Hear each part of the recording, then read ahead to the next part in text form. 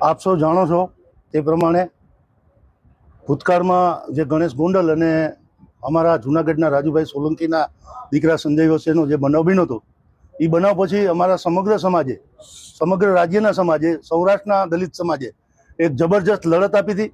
અને ગોંડલની અંદર જે સ્વાભિમાન સંમેલન કર્યું હતું, ત્યાર પછી આખો આ કેચ છે એ media, print media, electronic media એ ઉપાડી લીધો હતો અને સરકાર સુધી આ બાબત પહોંચી હતી. હવે ક્યાંક ને ક્યાંક એવું થયું છે કે સમાજને વિશ્વાસમાં લીધા વગર કે સમાજ સાથે વાત કર્યા વગર જે આખો પ્રશ્ન જ્યારે ઊભો કરવો હતો ત્યારે સમાજની મદદ લીધી, સમાજને ખંભે આખી બંદૂક ફોડી અને આખા પ્રશ્નને મોટો બનાવ્યો. અને હવે જ્યારે પ્રશ્નનું સમાધાન કર્યું છે ત્યારે રાજુભાઈનો ઓડિયો જે દિનેશ પાત્ર સાથે વાયરલ થયો, એમાં જણાવ્યા પ્રમાણે આજે અમે બધા આગેવાનો મળ્યા છીએ સૌરાષ્ટ્રના, અને એવું નક્કી કર્યું છે કે ઓડિયોમાં રાજુભાઈ એવું બોલે છે કે મેં એક રૂપિયો લીધો નથી અને આ બાબતે હું જયરાજસિંહ બાપુનો પણ માફી માંગતો વિડીયો મુકાવીશ. એટલે અમારી સમાજની માગણી છે કે જયરાજસિંહ બાપુનો રાજુભાઈ માફી માંગતો એક વિડીયો મુકાવે. એક માગણી અમારી એવી છે.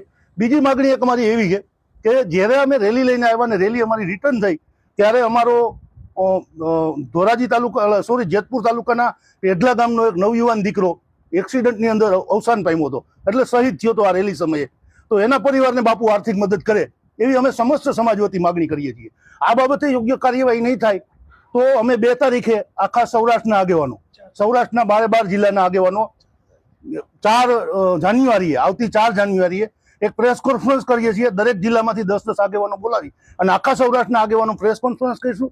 અને એટ્રોસિટીના બનાવોમાં જ્યારે સમાજ તમને મદદ કરે છે ત્યારે તમે એમાં સમાધાન કરી રહ્યા છો, તો એ લોકો માટે પણ એક નિયમ બનાવશું કે આવા સમાધાનો ન થવા જોઈએ. અને જ્યારે તમે લડત કરો છો તો લડતને ન્યાય સુધી લઈ જવી જોઈએ.